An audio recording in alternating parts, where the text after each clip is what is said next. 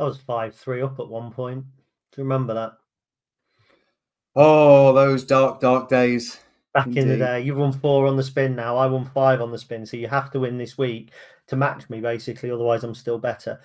Welcome to episode 11 or 12, I'm not sure, of the Fantasy EFL Stacey West podcast, the show that we enjoy recording occasionally more than you enjoy watching. I'm not sure I'm going to enjoy this week's particularly because once again,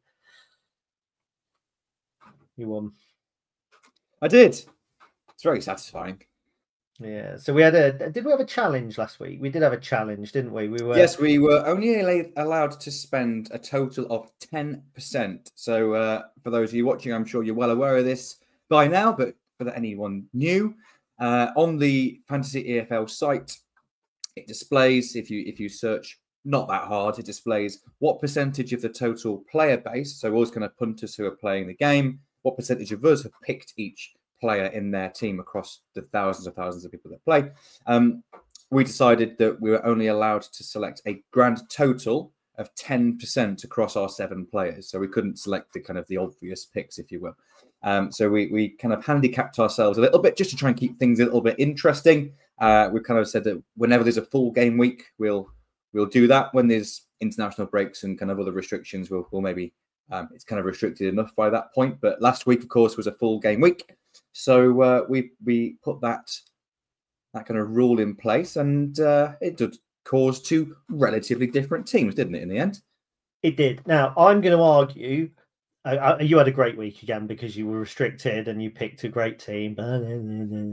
I'm actually going to argue that I think we both did well picking, and as a loser, I think this is very magnanimous of me, in picking the teams that we did, because I did still get 56 points, which wasn't a terrible haul, and were it not for another shocking error on my part, a shocking schoolboy error, my argument is that I would have won.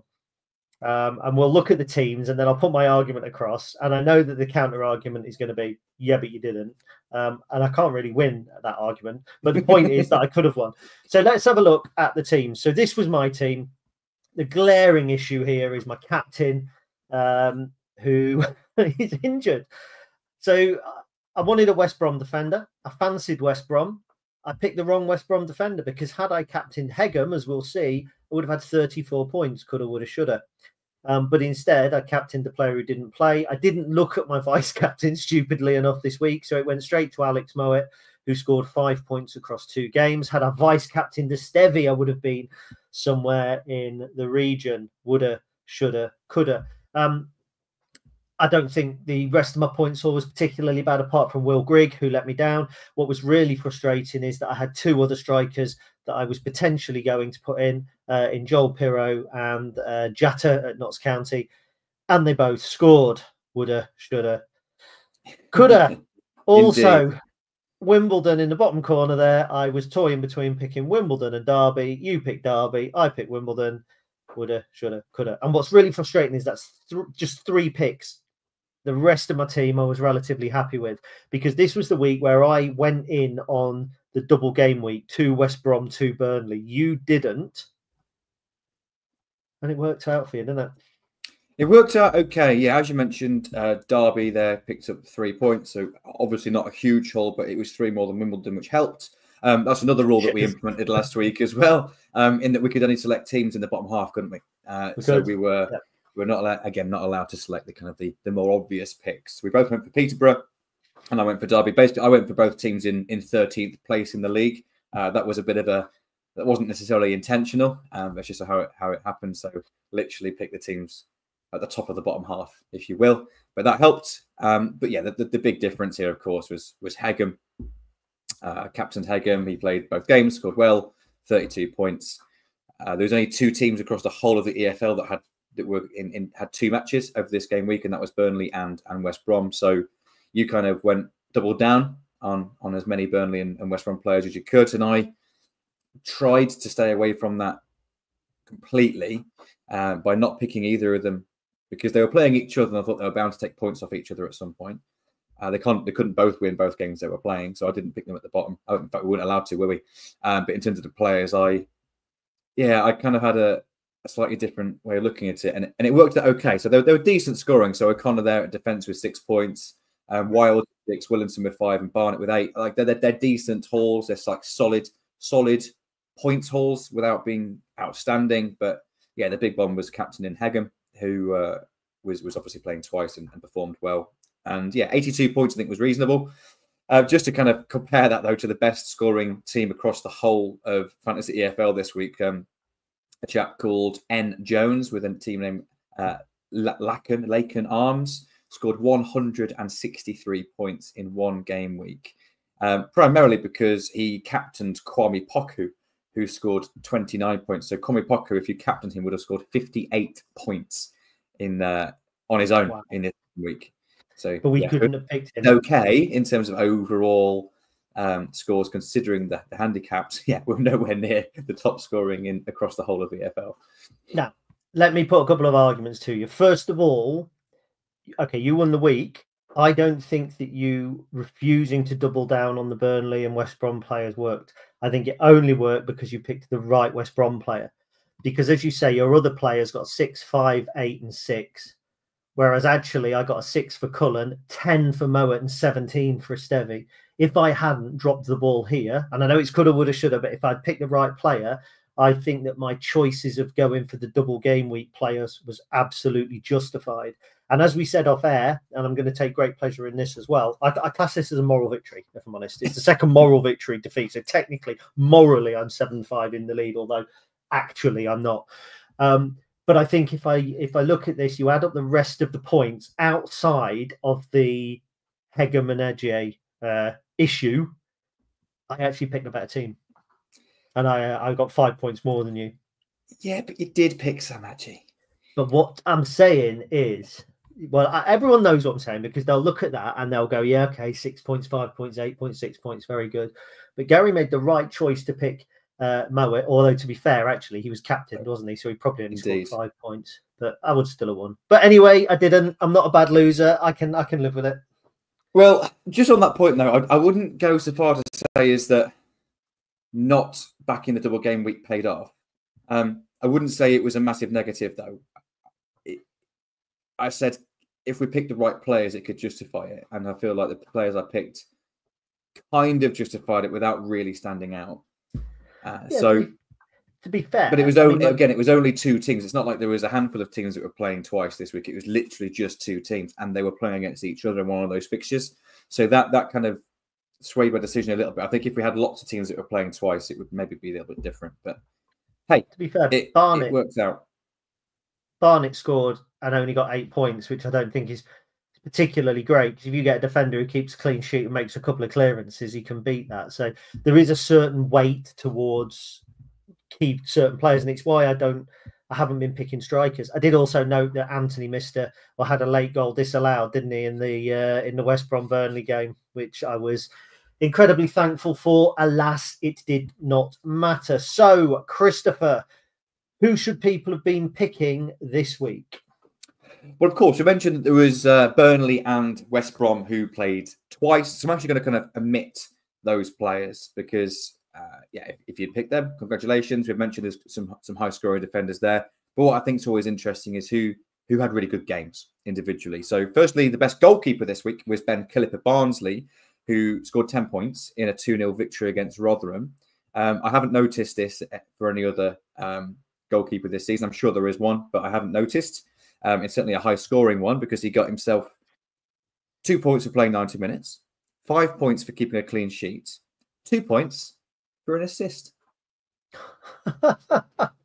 You would have thought it would be Rotherham getting the assist from the big kick, wouldn't you? Maybe so, yeah, but that's interesting. So that was quite cool. There were 3 defenders who scored 16 points in one match. That was Fraser Horsfall of Stockport, Tristan Kramer of Exeter City, and MJ Williams of Milton Keynes Dons. Louis Barry was the highest scoring forward with 12 points, with a goal, an assist, 3 key passes, 2 shots on target to his name, and a 5-0 victory for Stockport versus Bolton. And we've already mentioned the standout this week, of course, once again, Kwame Poku, this time kind of beating his own record in a 29-point haul in just one match, with a hat-trick, an assist, 3 shots on target, 90 minutes played, etc. So, yeah, outstanding. If anyone captained Kwame Poku this week.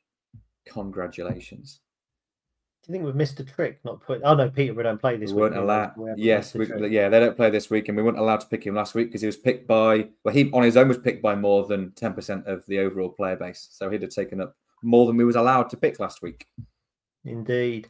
Shall we have a look at the current league table? Because I know how much you're going to love it when we bring the current league table up, and tell people why you're going to love it while I do the technical stuff.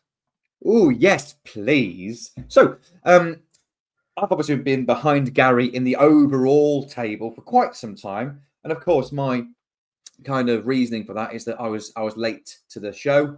Started the game 2 weeks into the season. So 2 weeks in, I had 0 points. So whenever Gaz was ahead, it was a bit of an easy defense for myself, really. And saying, yeah, but I've still got 2 weeks. In lieu, if you have moral victories in regards to your team week by week, my moral victory was the fact that I was 2 weeks with 0 points at the start. So and even though, yeah, basically in moral basically. victories we are, yeah.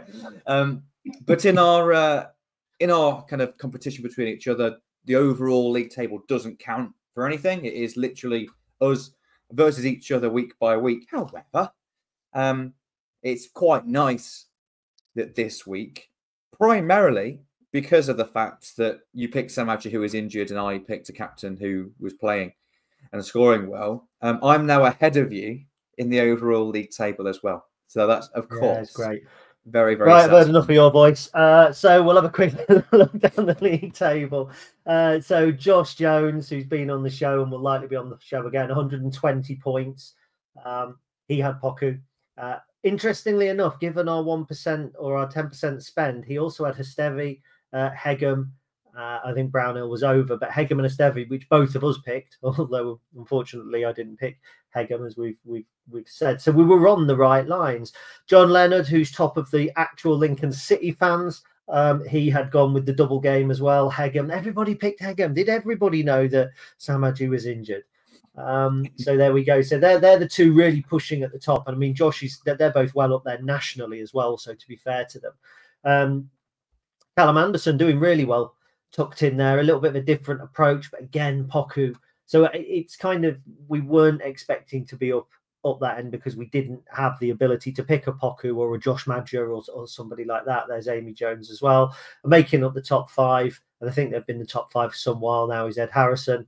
He actually had Alex Mowat. So there we go. It's great minds. Think alike. They're just the good minds. Check the injury list. Matt Fenton is one of the presenters on our rival podcast. He's doing very well, though. He had Poku, captained Archer, Hegem as well, Palmer. The pick really about Connell and Sainz. Otherwise, he would have been absolutely flying as well. Just to keep scrolling down, I have to give you your minute. I suppose Corneli's still beating both of us, so neither of us are particularly kings, are we? Val Daniels doing very well there. Keith Hookham doing very well. I'm just looking for Ben. Where's Ben? He must surely be in there. He is 36th, Ben. So we only got 48 points. Ben is our fellow podcast man. I wonder if he didn't pick his team this week because of moving house. Looking at that, because that looks like a pretty old team. Maybe. So I'm only 11 points behind Ben now. You're only 11 behind him, and I am literally 9 behind you. Bear in mind, though, you did have a 66 head start. It is that's Mr. Leffler, by the way. Again, probably an old team. Looking at that, you would imagine.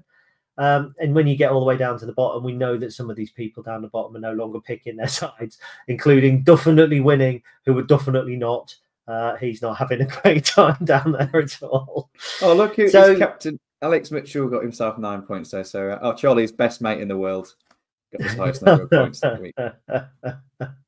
Right, shall we have a look at what we've gone for this week? Let's. I'll go through mine first. Loser's privilege. So this is my team this week, and there is very little difference between our teams because, in fairness, this week you have doubled down on the double game week, which you didn't do last time, and I was absolutely convinced you wouldn't do it this week, and therefore, if I did it and I picked players that were going to be fit, I would be okay. Now, it's obvious that one of these players is going to be injured, all because it happens to me every time. But I'm just keeping my fingers crossed that the player that's injured is one of the players that you've picked as well. So I've gone for Josh Griffiths in goal. We had talked about doing a Lincoln City 11, like a Lincoln City 7, rather, of former Lincoln players, current Lincoln players, all that sort of stuff. And I think that was partly in my head, but they're also playing Crawley, and Crawley is shit. So I fancy Josh Griffiths to keep a clean sheet. We've seen him up close, Lincoln and Bristol Rovers. I thought he had a good game. He looks like he's pretty confident. He's also got a big old punt. And it's funny that you should say about the keeper getting an assist, because in my mind, I thought, well, if he keeps sticking that ball forward like that, somebody like Shaq Ford might get on the end of one score and he gets an assist. So that's my thinking. I didn't pick Pordy last week, and I should have done. I can't believe I left him out. I was actually slightly happy, wasn't I, when Lincoln conceded? I actually messaged you and said, well, at least he's not going to keep a clean sheet. And then I felt dirty and filthy for it afterwards. So I've gone back with O'Connor. I was toying with going with the Exeter defender that was the highest scorer last week. I'd got him in. Yeah, I'd got him in my side, and I thought, I can't have a player playing against Lincoln that I'm cheering on. So I binned him off. And I did do that with the Wigan guy. Again, name escapes me. It's been a long day. Yeah, I did it with Fraser Horsford when Lincoln played against Stockport, and he started on a bloody bench for the first time this season. Max Cleworth was massive for me early on in that run of wins that I got against you. He was a fixture. He's now back fit. I have checked that. He has played a couple of games as well. So I've gone with him. And then Farrand Rawson. Now, I remember Farrand Rawson, I think, getting sent off for Accrington against Lincoln. I think Seb Stockbridge sent him off, and the red card was then rescinded. It's a double game week, and I have to go. I want the interest. I want the extra points. So Farrand Rawson, and I've also captained him. Reason being, they're at home to Swindon. Swindon aren't great at present. Away at Wimbledon, which, unfortunately, it's a single double game week, if you know what I mean. There's one game that's played twice, so that game's a little bit of a free hit. But at home against Swindon, I fancy them. Accrington have been on a bit of a decent run. In the midfield, I think I still had my ex-Lincoln head on. Ali Smith's been getting some decent reviews. He can pop up with assists. It's a tough game, to be fair, away at Barrow, but I think he'll see plenty of the ball. We know he's energetic, and he's been scoring relatively well for Wimbledon on and off. So he's the Wimbledon midfielder I've gone for. And then Ben Woods, my other Accrington pick. And again, he scored well for Accrington. They're on a decent run, so I just fancy them. And then finally, do you know, it was a toss-up, because it was either another striker, and it was going to be Jatta at Notts County, and the Wimbledon keeper, or it was Josh Griffiths and Stevens up top. And when I checked the recent goals, I fancy Stevens to get one this week. I even captained him at one point during my thought process. I know it was bold, because I remember when he got a hat trick or something earlier in the season, the guy that captained him was like nobody else had got him, and he had got like 50 points or whatever. So I thought I'm having some of that, but then I bottled it and captained the defender again, because I've captained defenders pretty much since we had Dean Gripton on the show. I've captained defenders, apart from last week when my captain didn't play. Now at the bottom, I toyed with this for a long while. I either had to decide who I thought would win out of Accrington and Wimbledon and pick them, and then I was going to pick Port Vale, who played Morecambe, or I go, well, if Wimbledon win and Accrington lose, at least I know that I'm going to get something from the Wimbledon game. Or if Accrington win and Wimbledon lose, at least I know I'm going to get something from it one way or another. So then I fancy Wimbledon to get a point at Barrow, and I fancy Accrington to beat Swindon. So I thought, fuck it, I'll double down on it. And when it comes, excuse my language, it's been terrible today. Double down on it, and we'll see what happens. So that's my team. Should we play a game of Spot the Difference? Yeah, because there's not much, is there? Go. All right. So just to clarify, this is, of course, international break. They seem to come around so flipping quickly, don't they? But yeah, international break this weekend. So no championship games, only a handful of League One games. Also, some absentees from some of the teams who are playing in League One as well, because of international call-ups, but not enough call-ups in the squad to cancel the game. So there are a handful of games in League One, full fixture list, almost a full fixture list in League Two, plus two teams that are playing twice, namely Accrington Stanley and Wimbledon. As mentioned, Accrington and Wimbledon will play against each other next week. but they both have a game on Saturday as well. So even though last week I kind of almost stepped away from the players who are playing twice, or consciously tried not to double down on them, that was because I thought there was plenty of other fixtures to pick from, and there were players who I thought had a really good opportunity of scoring highly because of the fixtures that they were involved in. With a reduced fixture list, there certainly were not as many standouts to me that I thought that kind of fitted in. So I thought, yeah, I probably need to double down a little bit here on those teams. But I was different to you in the teams at the bottom. So I'll talk about the teams at the bottom first, though your reasoning was really quite good about selecting both, because my mentality was, well, they can't both win. But yours is, well, they both can't lose, so they're guaranteed to pick up points in that at some point. So that's a good point. So I thought, pessimist. Yeah. So I thought I picked Accrington over Wimbledon, not necessarily because I thought that they're guaranteed to beat Wimbledon, but Accrington are on good form. But also Wimbledon games tend to be quite tight. So I thought there might be potential of a 0-0 there, and they've got the chance of winning. But also they've got a better chance in their other game of picking up points than I thought Wimbledon did. I thought, Wimbledon go against Barrow, at least on paper, you'd expect Barrow to be slightly stronger in that regard. I was just more confident that Accrington were more likely to score points in their other game than Wimbledon were. But I also thought I've got to pick at least one of them at the bottom because they're playing twice and it's 2 opportunities to score points. And then I just picked the fixture that I thought was most likely to end in a win. So I went for MK Dons versus Cheltenham. And then, yeah, of course, in terms of the differences in the team, there's not many, but there are a couple of key differences. I've stepped away for the second week in a row from the back three and gone for 3 midfielders. So I was really toying with this, to be honest. I was really tempted to put Mickey Dimitri in. He's been so good this season. He's actually the highest point scorer in terms of the defenders across the whole game. So I was really tempted to pop him back in there.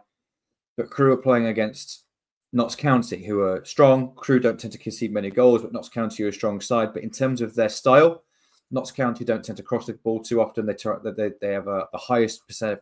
I think they've got highest or second highest percentage possession in the whole of League Two. And I thought, Mickey Dimitri is a clearance kind of king, really, in regard to his points generally come from making loads and loads of clearances. I don't think he's going to have the opportunity to clear the ball maybe as often against Notts County as maybe he has in some other games that have been a bit more transitional. And also, I think Notts County are probably going to score against Crewe, even though I think Crewe are overall good. I think Notts County are better. So I kind of talked myself out of it because I thought Crewe are probably going to concede and he's maybe not going to score as many points as he has done when he's had big points scoring weeks. Cue Mickey Dimitri keeping a clean sheet and scoring about 55 points or something.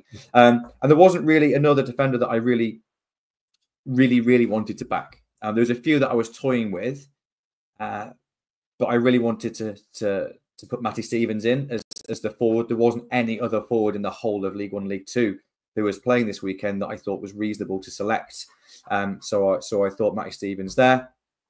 I was absolutely sold on Ben Woods because he's an interceptions machine, really, and he's playing twice. So I absolutely thought I had to go for him, and I captained him as well. Midfielder getting a captain is rare, and we normally tend to select defenders, but because he's playing twice and he's scored really highly recently, but he's been really consistent with interceptions and really consistent with playing 90 minutes in most of his games. So I've captained Woods. And then I decided to go for a different Wimbledon midfielder in Mr. Ball. Again, scores reasonably well for interceptions and plays 90 minutes or has played 90 minutes in most games recently. I chose against a couple of other options because of being on 4 bookings. So if they're playing twice, potentially they'll miss one of the games to the booking. I was tempted by Luke O'Connell in midfield at Barnsley, but he's actually out suspended because he picked up a booking in their last game. So that was a close shave. So my last pick is Mr. Molyneux of Doncaster. Just feel there's a real difference in terms of quality in the team in regards to Doncaster and Salford. Salford don't actually tend to concede too many goals, but I think Doncaster are just stronger. Molyneux scores highly obviously for goals and assists, but also key passes, and it tends to play over 75 minutes in most games, and he's the highest point scoring midfielder in League Two at the moment. So I stuck him in there because I thought he could be one if he has a good game that really kind of elevates the points. I have to admit, I'm surprised at how similar our teams are. I expected us to have some consistencies, so I thought who has the potential to have a really big week that's playing once, and I thought Molineux was probably the standout for me that was playing. But yeah, there's not a lot. There's not a lot different here. So Cleworth, you've got in there.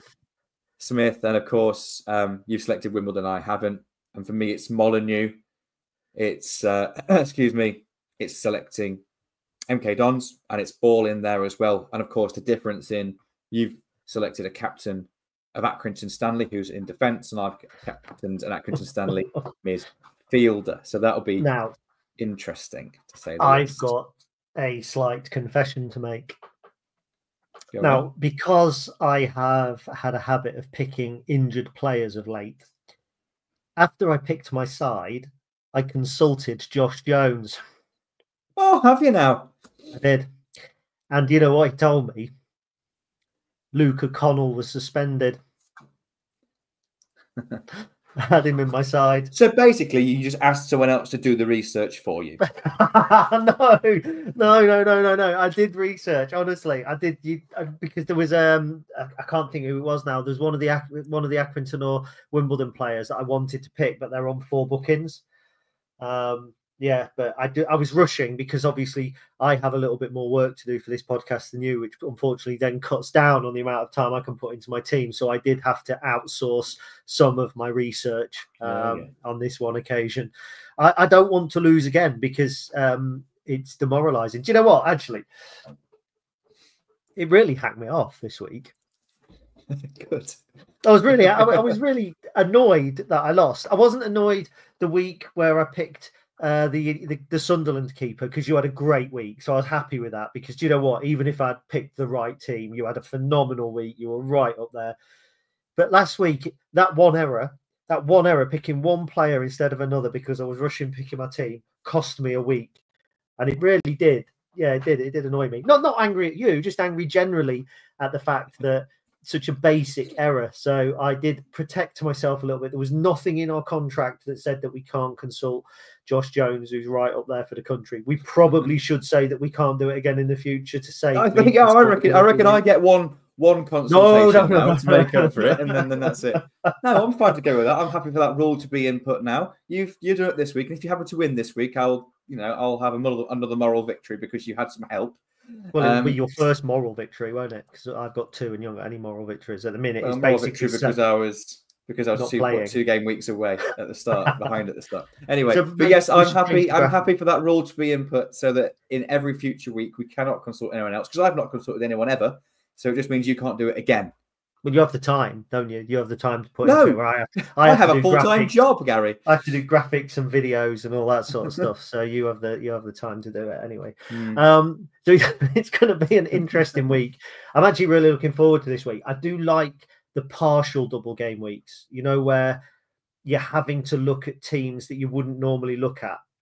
And in future weeks, when there's only one game, we'll know more about Accrington and Wimbledon perhaps than we would have done had we not seen them already. And to a degree, the same with West Brom and Burnley. So I do like the double game week. Sometimes I think it's really restrictive because you have to pick players from that team. But actually, it makes you think outside of Kwame Poku and Paudie O'Connor and Max Cleworth. And I also toyed with Mickey Demetriou, to be fair. I think he had a good week last week, but the week before that, he'd only returned a 5. And I was just a little bit, again, when it's Notts County. But it does get you thinking, doesn't it? And it does keep, I don't know about you, keeps me looking at matches and leagues and players that I normally wouldn't care about. Yeah, absolutely. It makes you look at a lot of other things. I think, certainly for me, I'm with you on the 2 game weeks. And I quite like it when there isn't one because it means, right, I can pick who I want now. Or it gives us more freedom to maybe make some interesting rule sets for us to keep it interesting. But with this, when there's only like either 1 or 2 or 3 teams that are, or pairs of teams that are playing twice, for me, it makes me like, okay, you need to include some of these, but do you stick or twist really on, do you back a player that you really think, even though they're only playing once, it's worth it? Or do you kind of go for a really consistent player? that it's guaranteed to play 90 minutes in both games and maybe pick up a couple of extra points here and there, but you kind of almost just securing some points because they're playing twice. And I think that, for me, weighing up the pros and cons, both last week and this week has been quite interesting for that. I've taken a different approach in both weeks, but I think I explain why. But you're absolutely right. It makes you think more.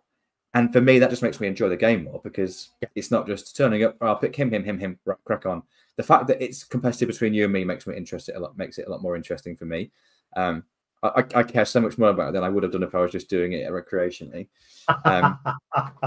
But also, yeah, it makes you think, doesn't it? And that's only a positive. And hopefully, because of that, it means that we have a more engaging conversation on this show, and it means that people enjoy watching it. So hopefully, it's a win-win situation. Now, that's almost the end of the show, but we've had a really good idea, haven't we, for the next single game week, so where it's just everybody playing once. So what we have decided we're going to do is we are going to pick our teams, but we are going to pick 2 teams, or pick enough players so that there are 2 for every position. And then we're going to do a live draft so that every single player is going to be different. So, for instance, we both pick Pordy O'Connor this week. We've both picked Ben Woods. We've both picked Matt Stevens. So on the draft, we would toss a coin to see who gets keeper pick first. And then we'll just go through. I get my pick, so you get your second keeper if it matches. It'll be more relevant across defence and midfield.